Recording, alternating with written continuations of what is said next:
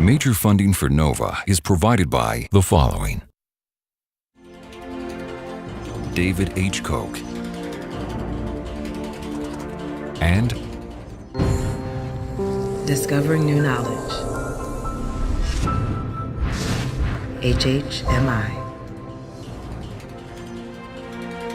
and by the Corporation for Public Broadcasting, and by contributions to your PBS station from viewers like you.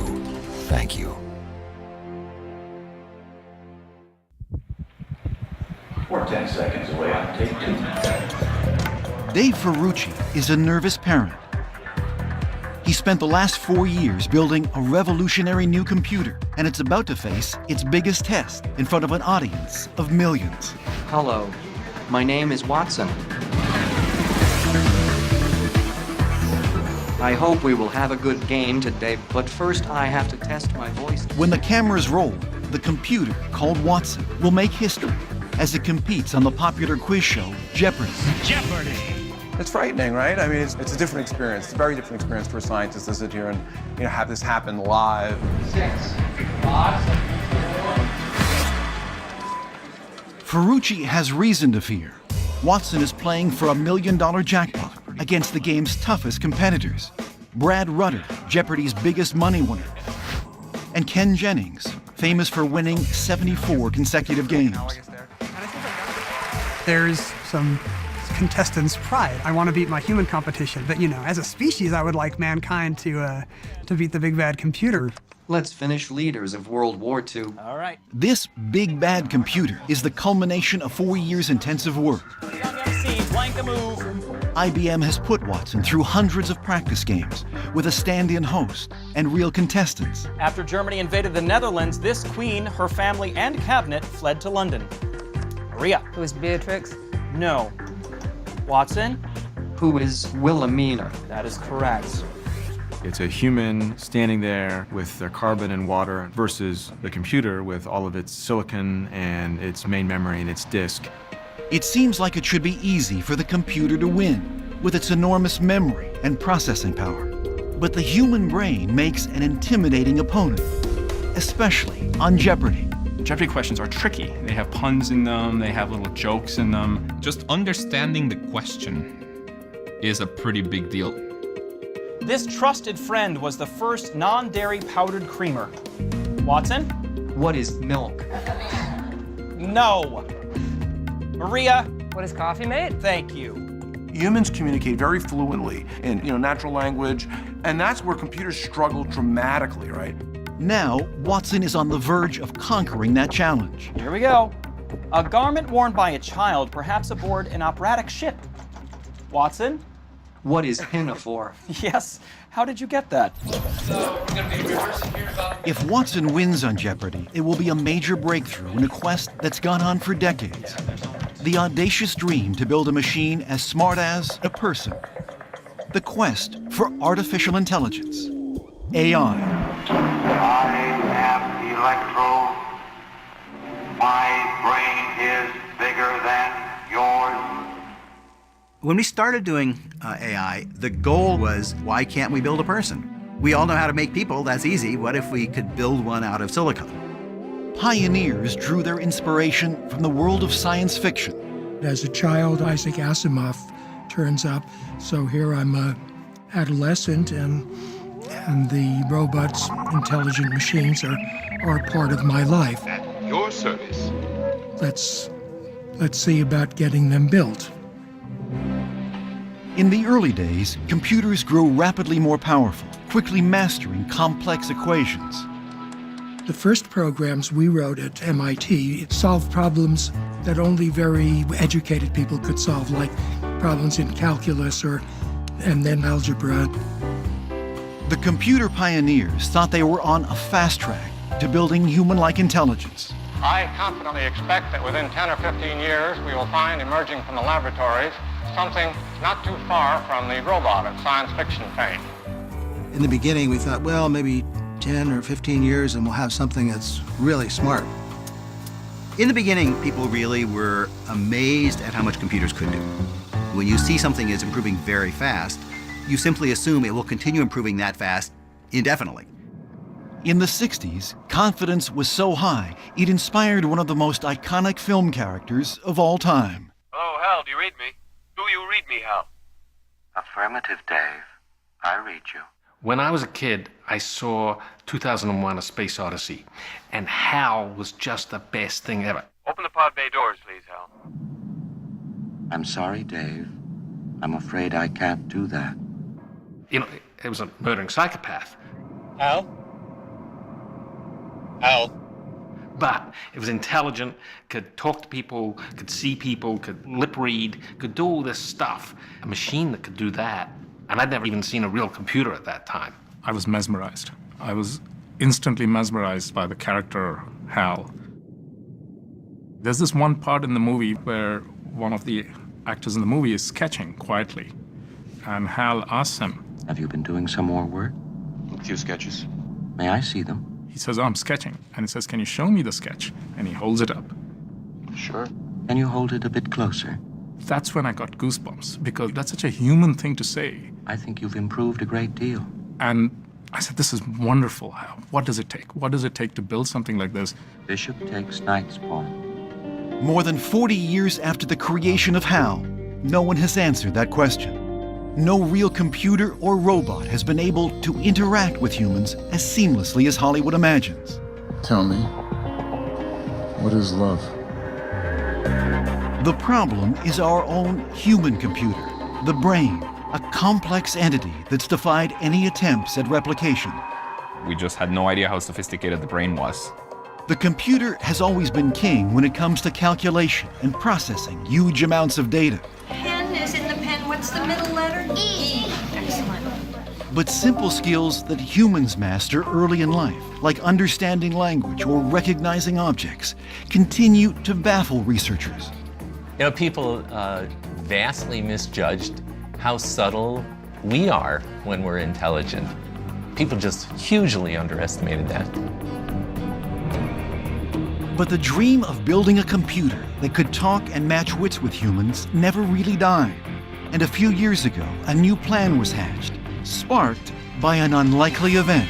This is Jeopardy! In Wagner's operas, this eldest Valkyrie is stereotypically dressed in a horned helmet and breastplate. Ken? Who's Brunhilde? Correct. In 2004, Ken Jennings' 74-game winning streak on Jeopardy set the country abuzz and caught the eye of an IBM executive while out to dinner. All of a sudden, the entire restaurant cleared out to the bar that I'm sitting at to go see Ken Jennings. This Grand Ole Opry comedy star used to wear a straw hat with the $1.98 price tag still attached. Ken. Who's Minnie Pearl? Minnie Pearl. Howdy. Funny hat's free. Charles Lickel wondered if a computer could ever play as well as Ken Jennings. So he pitched the idea to some of IBM's top scientists. For the ones that knew Jeopardy, they said, Charles, that's just too hard. I think the prevailing view was, these questions were difficult to understand, difficult to even comprehend what was being asked. Yeah, I was like, no way. I was like, no way.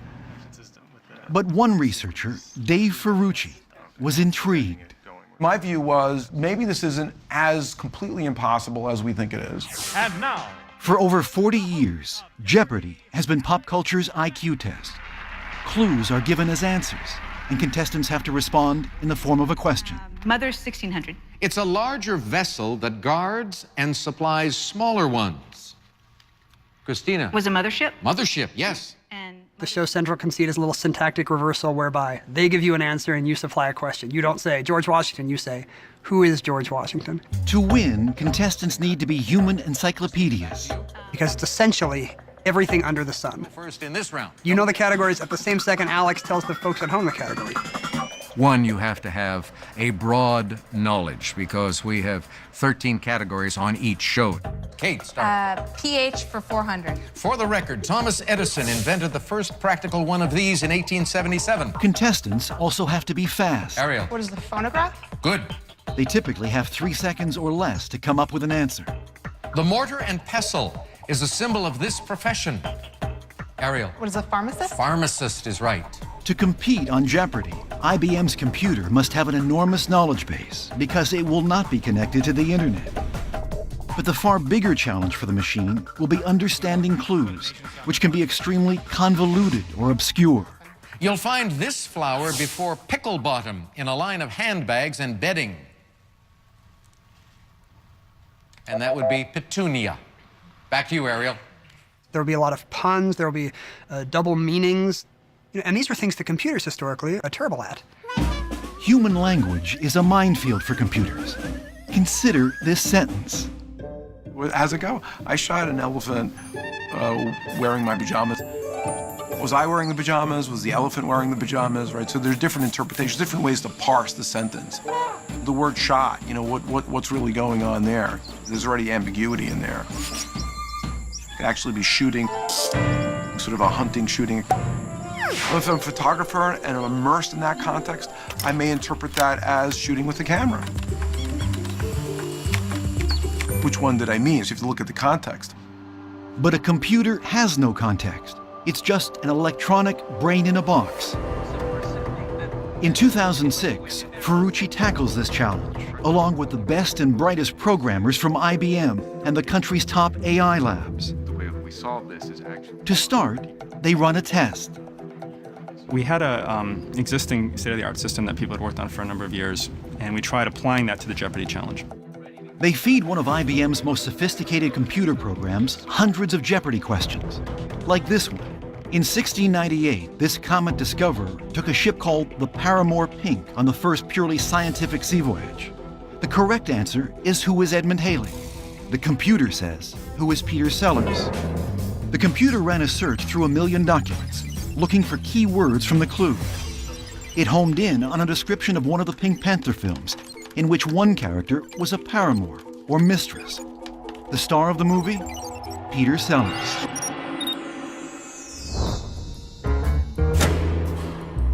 It's probably the last answer a human would come up with, but it's typical for computers.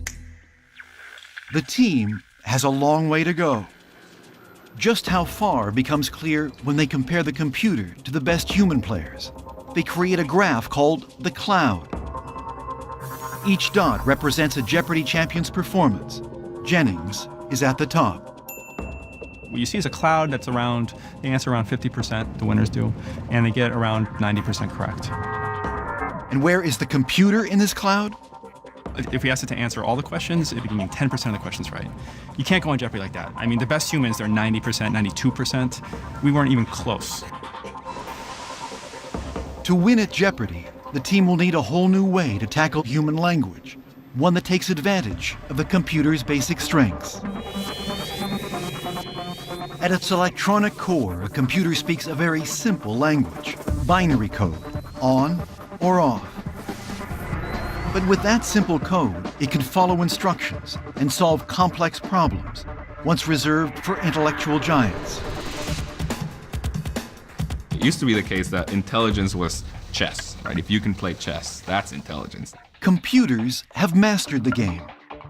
Chess is easy for computers because the rules are very well defined and very clear. The rules of chess are relatively simple, a board of 64 squares. Each piece, pawn, knight, queen, can move a certain way. And there's a single goal: take out your opponent's king. For humans, it is the ultimate game of strategy. The way computers play chess is not at all the way people play chess. We humans look at the board and have conceptual ideas like control the center, attack on the right. Very different from the way computers play chess. A chess-playing computer looks at virtually every possible move it could make, and every response, every way the game could play out. Computers play chess through searching a tree of moves down to a very deep level, looking ahead on every possible path, but they do it by brute force, by going 20, 30, 40 moves ahead and seeing all the bad things that can happen. A person can't look that many moves ahead broadly. This is the power behind the most famous chess game in the history of AI. When in 1997, another IBM computer named Deep Blue beat the reigning world champion, Garry Kasparov.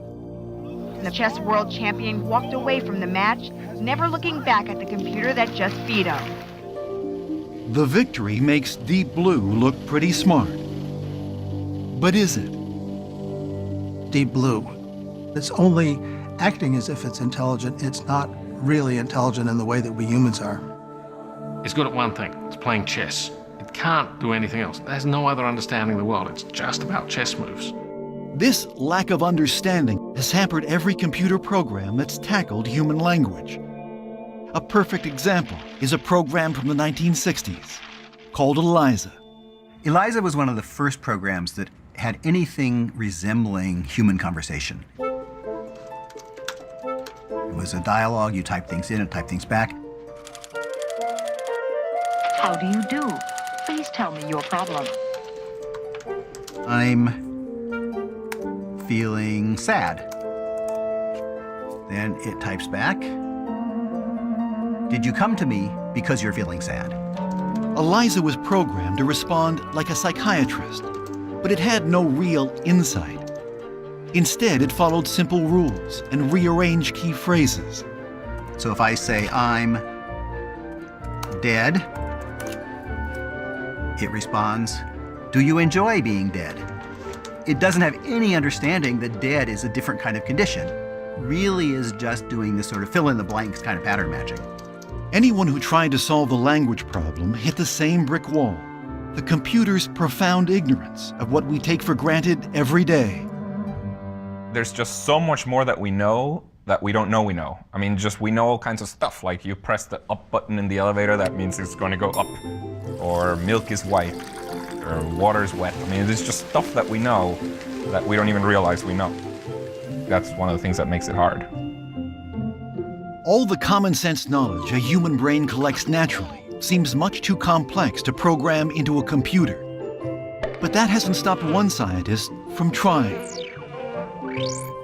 So we have actually manually entered about 6 million rules. That's about 3% of what it's going to need to know in terms of actually spanning what you and I would call human common sense.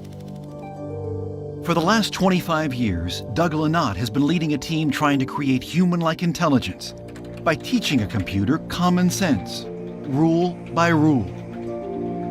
The program is called Psych, and at headquarters, the walls are covered with logic diagrams. In a way, the magic of this, the power of this, is if you just tell it each rule one by one by one, and you give it general logical reasoning capabilities, that's all you need to do. So far, Psych has 6 million rules and can answer a lot of common sense questions, like this one. Can.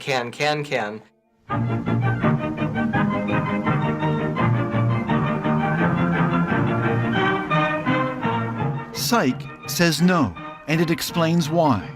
Here, it's essentially saying the reason why cans can't can is that cans are inanimate objects, and it knows that can dancing requires at least partially having a brain and using it.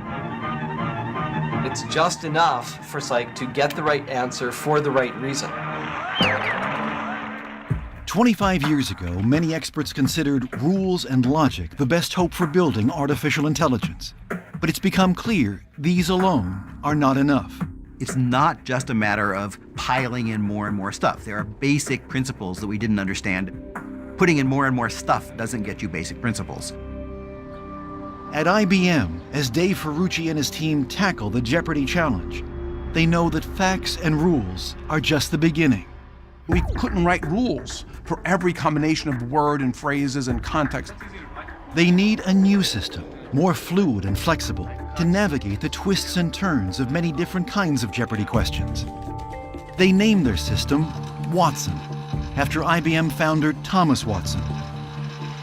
The electronic Watson consists of 2,800 processors. That's like 6,000 high-end home computers. Altogether, it's the size of 10 refrigerators.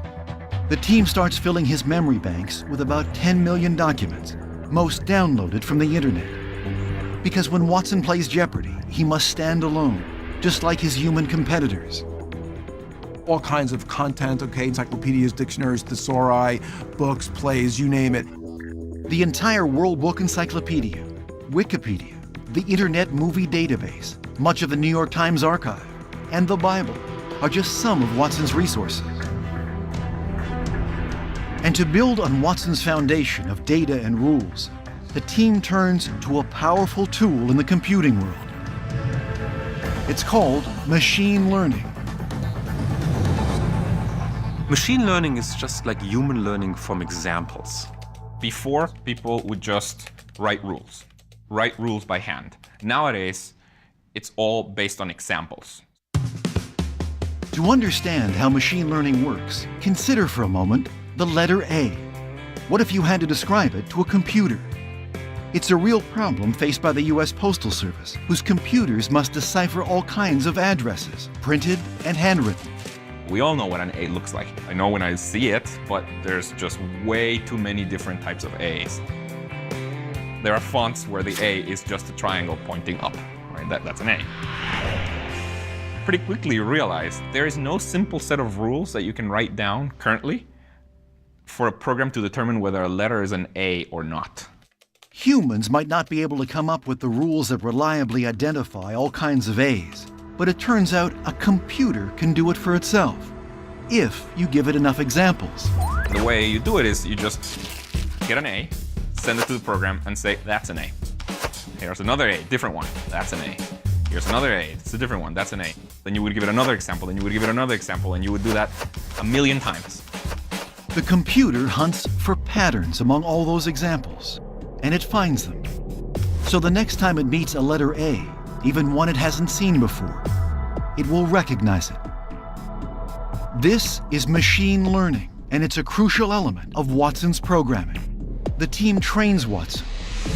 But here, instead of letters, the examples are tens of thousands of old Jeopardy questions, along with a cheat sheet of all the correct answers. Using machine learning, Watson will hunt for patterns between the type of question, the correct answer, and the kinds of evidence that support that answer. Now, we do this over thousands of questions, so we come up with some way to weigh the evidence on average so that we come up with the right answer. Now, when he's faced with a brand new question, Watson uses what he'd learned from these patterns and declares his confidence in each possible answer. In the end, we get a list that says, here's the top answer, and we're 75% sure it's right. Watson has now become a complex architecture of rules, raw data, and machine learning that enables him to use statistics to choose the right answer. To test out this system, the team scours the halls for IBM employees who can play Jeopardy! And everyone squeezes into a conference room. In 1978, New Jersey Monthly reporter Stephen Levy famously found this man's brain. Watson. What is Einstein's? Albert Einstein's, yes. The Fifth Amendment says that private property shall not be taken for public use without this. Watson.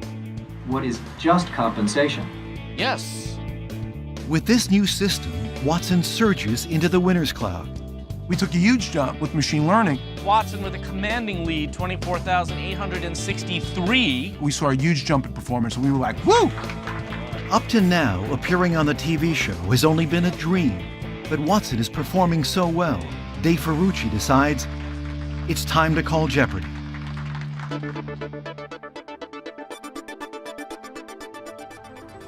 In December 2009, Jeopardy! Producers arrive at IBM to size up Dave Ferrucci's new creation.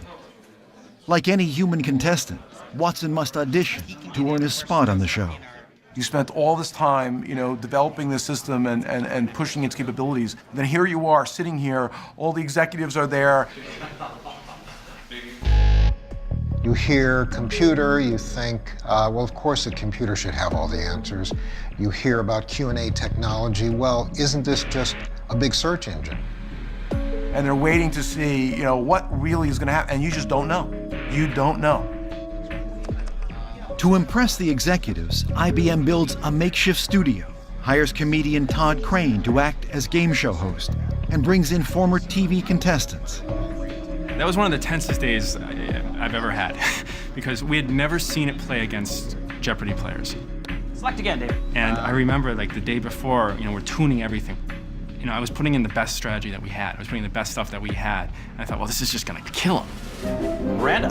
What is the Cats in the Cradle? That's correct. Is I Am the Walrus? Yes. What is Crocodile Rock? Yes. They were just like professional athletes. It was a really tough few games for us. In the first round, it seems that Watson is auditioning not for a game show, but a sitcom. Where do we go next? L______ for 1,000. There are suddenly unexpected bugs that need fixing. We weren't dealing with Roman numerals well, so it'll say like Henry V. We would say Henry V. In 1682, he came to the throne at the age of 10, along with his weak-minded half-brother, Ivan V. Watson? What is Peter? More specific? What is Peter I? No. Carrie or David? Carrie? Who's Peter the Great? That is correct. Peter the In Final Jeopardy, where contestants must place bets and write down the answer, things only get worse. No. Under the category Flags, the clue is, in a policy begun in 2002 as a symbol of the war on terrorism, U.S. Navy ships fly the 18th century flag with this four-word motto. You know a little bit something about 18th century flags. David, let's see if you did. What is the four-word motto we're looking for, David? What is "Don't tread on me"? That is correct. Let's see if Watson got it right. What is September 11th? Watson didn't recognize the word motto, and after scanning through millions of documents, he found the word terrorism associated with September 11th so frequently. That seemed like the best answer. By the time they break for lunch, it's Humans 2, Watson 0. And it's not clear if Watson will ever be ready for primetime. This was taking a risk for me in the sense that you're sitting here and saying, you know what, I think this is possible. And then you fall flat on your face and people say, well, we're never going to believe Ferrucci again. Did I expect to get fired? No, but maybe. But after lunch, the producers are treated to a different side of Watson. We came back and the third game was neck and neck, incredibly competitive. In Act 3 of an 1846 Verdi opera, this scourge of God is stabbed to death by his lover, Ottobella. Watson? What is Attila? Be more specific? What is Attila the Hunt? Thank you very much. Attila the Hun, I'll take that. That afternoon, Watson climbs back in the game. Wordsworth said they soar, but never roam. This Brit, Watson? What is Skylark? That is correct. It's a device clamped to the wheel of a parked car with overdue tickets. That is correct. Watson? What is Boot? Be more specific? What is Denver Boot? That is correct. This African-American folklore laborer. Before I let that steam drill beat me down, I'll die with my hammer in my hand. Watson? What is John Henry? That is correct. Select again, Watson. It may appear that Watson has redeemed himself, but the producers are troubled by his erratic performance. Their verdict, Watson isn't strong enough for Jeopardy. At least, not yet. Why is Watson so erratic? To understand his weaknesses, you have to appreciate the complexity of the task. Consider this clue. Keanu Reeves had a Nokia phone, but it took a landline to slip in and out of this, the title of a 1999 sci-fi flick. The correct response is what is the Matrix? But how can Watson figure that out? First, he breaks down the clue into grammatical parts, identifying key words and phrases. Then, Watson's powerful search engines churn through millions of documents, including the Internet Movie Database. What we do next is we take these documents and we pull out candidate answers. And we'll pull out, okay, Keanu Reeves, that could be a candidate. We'll pull out Nokia, we'll pull out The Matrix. Other movies starring Keanu Reeves also become possible answers. We'll pull out The Matrix 2, we'll pull out Speed, Bill and Ted's Excellent Adventure, all this stuff. Wow. And Watson pulls out other famous sci-fi flicks, like Blade Runner. And it generates hundreds of possible answers. With hundreds of choices, how can Watson pick the one answer that's correct? Next thing that Watson is going to do is going to take those answers and say, well, let's assume all of them might be right. So these are its competing hypotheses. Watson starts considering evidence for and against each candidate, using rules like a movie is sometimes called a flick. And we'll look at things like, well, it's looking for a flick. Is this candidate answer a flick? Is The Matrix a flick? Yes. Is Speed a flick? Yes. Is Keanu Reeves a flick? No. Right, so we're starting to learn something. Within a matter of milliseconds, Watson analyzes every possible answer, in hundreds of different ways and scores each piece of evidence behind every answer in the list. That's a lot of scores. Problem is, you have all these different scores and they don't agree. You know, some of the scores are going to say the Matrix is the right answer. Some of the scores are going to say Keanu Reeves is the right answer. Some are going to think Matrix 2 is the right answer. And a lot of scores think Blade Runner is the right answer because it shows up so often as a sci-fi flick. So you need someone at the end to listen to all these different votes and decide what's going to be the best answer. This is where Watson's machine learning kicks in. Having studied thousands of other Jeopardy questions and their correct answers, Watson has learned what evidence is important and what's not. What machine learning will start to do is learn how to weigh them differently and say, well, hey, questions like this, calling on a phone, not calling on a phone, not so important. This other stuff, do I have a sci-fi movie? Is the person named a character in that movie? Very, very important for questions like this. In this case, he successfully weighs the evidence and identifies sci-fi flicks from 1999 starring Keanu Reeves. So he picks the one answer matching all those elements, The Matrix.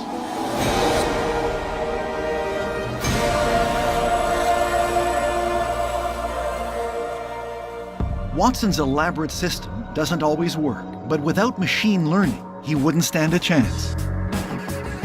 Machine learning isn't just important for Watson, it's driving a revolution in computing. It plays a major role in computer models that predict the weather days in advance. And all those recommendations you get from Amazon or Netflix, no human is writing up rules about your likes and dislikes. Instead, computers are comparing your preferences to millions of other customers and finding patterns and learning about you. Today, machine learning is conquering many problems once thought too complex for computers, like speech recognition. In the earlier days, people decided that they would try to program computers to recognize speech. Which word am I saying now? Pick up the big block at the right side. In the 60s, this voice-directed block world was the height of technology. Computers could be programmed to recognize the audio signals of specific words and phrases. Pick up every small block. But they had to be reprogrammed for every new speaker, because everyone's speech is slightly different. Even though it's very easy for you and I to recognize the word ice cube, it's very difficult for us to write down the rules that would allow a computer to look at the microphone signal and see that it's ice cube. But now, computers are trained with millions of examples of human speech. Here's a microphone signal, and this is the word ice cube. Ice cube. Here's another one. Ice cube. You end up with much more successful speech recognition systems. Today, speech recognition software, though not perfect, is remarkably accurate and getting better all the time. All the ones we have today are based on machine learning simply because it works the best. And some programs are taking it a step further. Where do you come from? Not only transcribing your speech, Shanghai. but translating it into a foreign language as well. Shanghai. It's very nice to meet you. 很高兴见到. Every language has so much ambiguity, double meanings, and metaphors. What are your specials today? Accurate computer translation seemed impossible with the old rules-based approach. 今天的特色菜是牛肉炒饭. Today's special is roast beef fried rice. All of these interactions are so complex that you couldn't, in your lifetime, write all these rules. It's just too enormous, too daunting an effort. My wife asked me to buy some crackers. どんなクラッカーですか? What kind of crackers? Rice crackers. Alex Wabel fed a computer millions of examples of English text, together with their translations into about a dozen different languages. Now he's got a program that can run on your phone or iPad. Do you often go shopping here? And translates on the go. ここにはよく買い物に行きますか? 毎日来ます. Machine learning has been so successful, mastering more and more tasks once only done well by humans. The computer program translates between languages. Some researchers believe it may be a crucial building block for making real artificial intelligence. There are two ways of building intelligence. You either know how to write down the recipe, or you let it grow itself. And it's pretty clear that we don't know how to write down the recipe. Machine learning is all about giving it the capability to grow itself. Some people find the idea of a machine that can learn threatening. But when Watson's having a bad day, it's hard to imagine him threatening anyone. Did you see the Daily Double? Yeah. So we were way ahead. We were almost locking out. Other Daily Double. We get the Daily Double. There's like 2 or 3 clues left. And so what do? We bet big so we can lock them out. I'll wager $5,200. The team is nervous. They know Watson will never make the cut on Jeopardy unless he can stop making dumb mistakes. Here's your clue. It was about letters, and it was a woman wrote to this 40s artist. In the late 40s, a mother wrote to this artist that his picture, number 9, looked like some of her son's finger painting. We answered with Rembrandt. Who is Rembrandt? Oh, very bad. Really? Although Watson recognizes most dates, he doesn't know that the 40s refer to the 1940s. And Michael It's a 40s artist. We answered with Rembrandt. There's a time problem. We all know that it was Jackson Pollock. Watson loses that game. We got the Daily Double wrong and found Jeopardy. And his opponents show him no mercy. Both beat him. Good for you. Humans. Woo! Sometimes the reason something is the right answer is very obvious to a human. Like, for example, it may be asking for a she or a he. This first lady was born Thelma Catherine Ryan on March 16, 1912 in Nevada. Watson? Who is Richard Nixon? Oh, here you go. Right? Patricia? Who is Pat Nixon? That is correct. Richard Nixon was never a first lady. I want to understand what went on. Our new gender stuff Well, is our new not gender in stuff this should- system. yeah. It's not in this system. To my knowledge. People take offense at being called the wrong gender. Watson doesn't care about stuff like that. It's making statistical judgments based on how different pieces of evidence have gone together in questions and answers that we've given it. The 2 famous comedians' noses that made impressions. What is Jimmy Durante? More specific? Sorry, all I know is what is Jimmy Durante. Saying it slower doesn't make it right. Now you hear how Todd Crane makes fun of the computer, and I had my kids. I had them sign the confidentiality agreement and come in and see a couple of these games, and their comment was, "Why does the host make fun of Watson, Daddy?" This "What Are You Doing" website's name also refers to a type of nervous laugh. Watson? What is evil laugh? Oh no. In terms of comedy duos, he is the best straight man in the business. You're gonna kick yourself. Twitter. Because he doesn't get it. He doesn't get why his inappropriate answer is funny. And you can't ask for better writing than that. And once in a while, okay, we could all take a joke, but over and over again. And Watson's defenseless, right? So he's making fun of and criticizing a defenseless computer that represents people with real feelings, real families. Or maybe if I don't have any feelings, my kids have feelings. And feelings are intensified by the fact there's just 1 more month before the Jeopardy producers will return to make a decision. Watson, you have control. The pressure is on to boost Watson's strengths and eliminate his weaknesses. His strengths are obvious. He dominates when it comes to purely factual questions. Watson usually does very well at these factoid questions, looking up facts, history, geography, entertainment. Clark Gable was happy to see him come in and finish directing Gone with the Wind. Watson? Who is Victor Fleming? That is correct. Watson, you choose again. For 1600, please. His westerns include Wagon Master and Fort Apache. Watson. Who is John Ford? Good for 1600. Who is Mike Nichols? Good for 12. Last clue on the board for $800. Here it is. Revenge of, in 1978, was the 5th in this series of comedies directed by Blake Edwards. Watson? What is the Pink Panther? I just want to check. Your buzzers are working. Just wanted to check in and wake you from your nap. Watson has made it into the cloud, but nowhere near championship level. Ferrucci must come up with a plan to somehow step up his performance before the Jeopardy producers return. The team has spent almost 4 years, enormous intellectual and emotional energy, and tens of millions of dollars on developing Watson. But all this effort isn't just for a machine that can play Jeopardy. IBM has much bigger goals. I'm already looking sort of beyond Jeopardy. I'm thinking, where can we go from here? Ferrucci imagines a day when Watson might perform much like the computer in Star Trek. The captain just starts talking to the computer, and they say, "Computer." Computer. Ready. Could a storm of such magnitude cause a power surge in the transporter circuits? It's an information-seeking tool that's capable of understanding your question, creating a momentary interdimensional contact with a parallel universe. and dialoguing with you to make sure that you get what you want. Affirmative. Do you have one of those? I don't have one of those, right? You don't need to be a starship commander to find this helpful. In a world overflowing with data, intelligent expert systems that can answer vital questions have been the holy grail. Now, we could be close to a Watson MD. Think of it this way. There's a bunch of information, new diagnosis, new treatment options, new discoveries. Can anybody keep that all in their head all at once? A machine that could access and organize all that information could help doctors analyze symptoms and wade through piles of medical journals.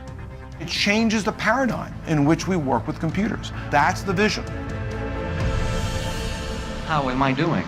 I hope we will have a good game today, but first I have to test my voice to make Before that vision can be fulfilled, before Watson can even compete on Jeopardy, the team needs to get more bugs out of his system.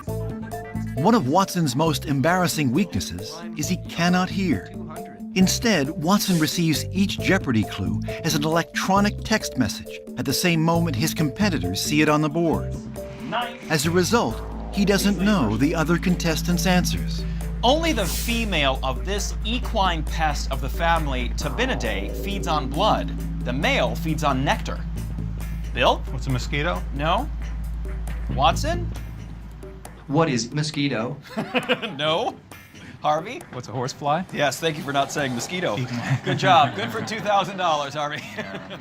Ferrucci and the team have been working furiously to boost Watson's performance.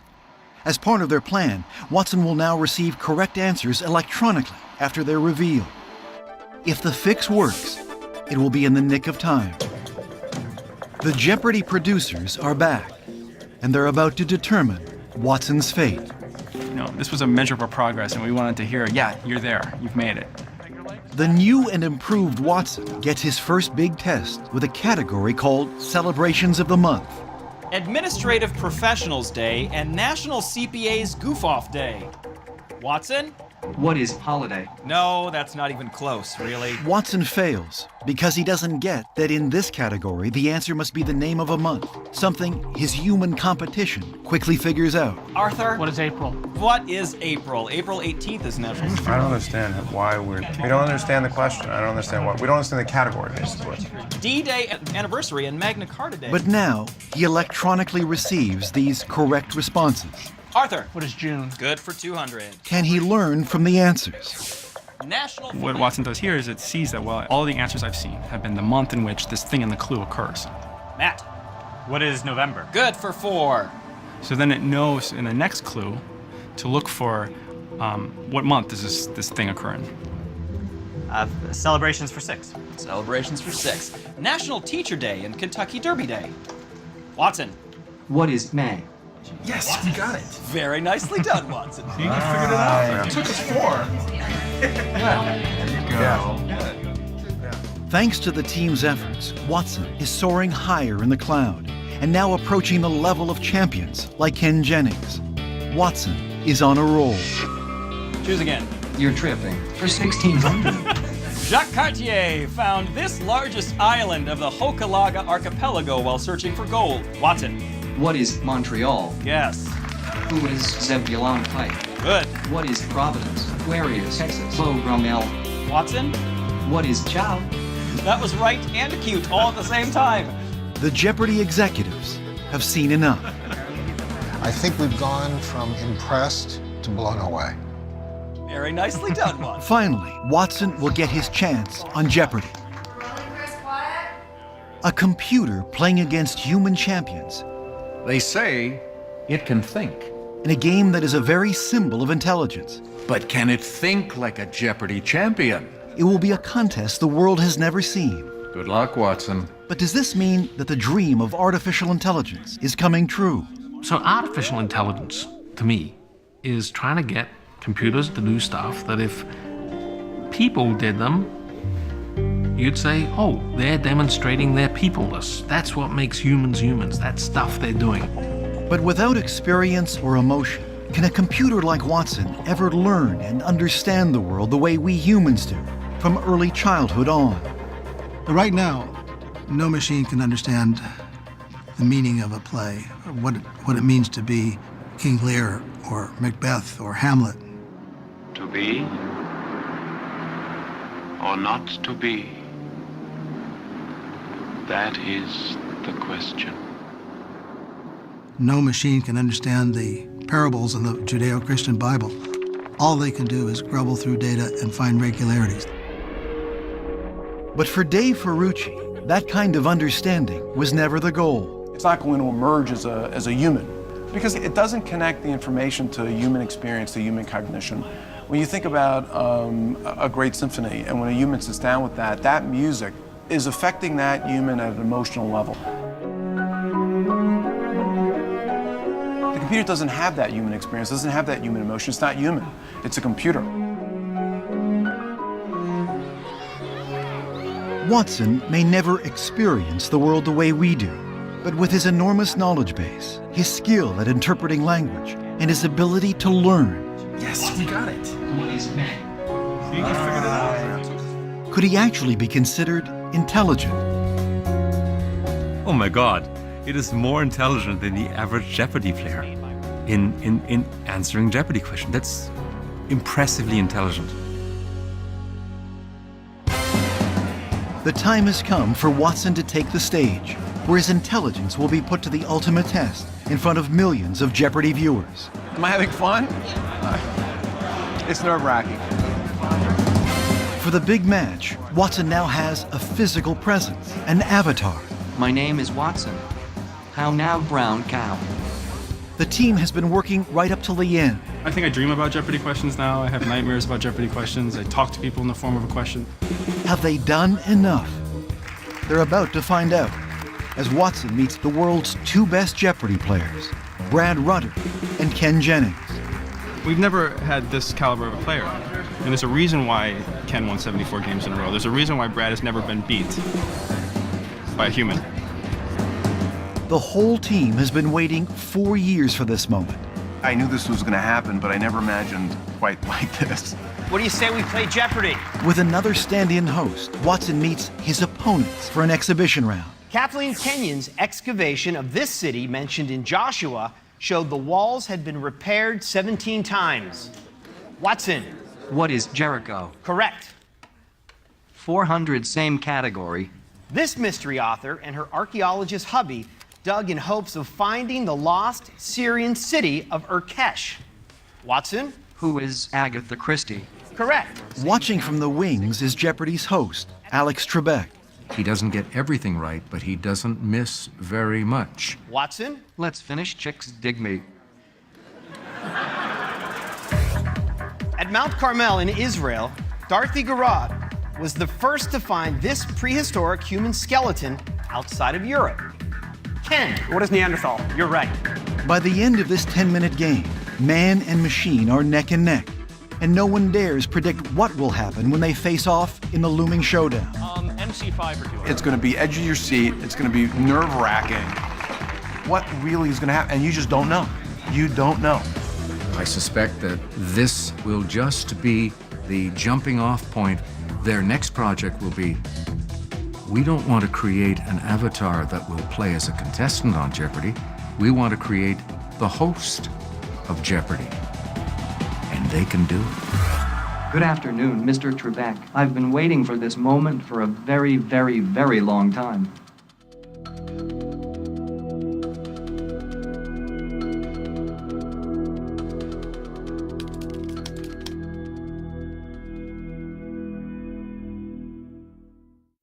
The exploration continues on NOVA's website, where you can find a Q&A with Watson team leader David Ferrucci, See other smart machines transforming our world, and hear what top computer scientists have to say about the future of artificial intelligence. Dig deeper into technology and engineering with expert interviews, interactives, teacher resources, and more. Follow NOVA on Facebook and Twitter, and find us online at pbs.org. Next time on NOVA, in stormy skies, more than 300 miles from land, Flight 447 plummets into the sea. Almost unheard of series of failures, one right behind the other. NOVA and a team of independent investigators unraveled the mystery of what went wrong. We need to understand what happened that night out over the Atlantic. The crash of Flight 447, next time on NOVA. Major funding for NOVA is provided by David H. Koch and Discovering New Knowledge. HHMI. and by the Corporation for Public Broadcasting, and by contributions to your PBS station from viewers like you. Thank you.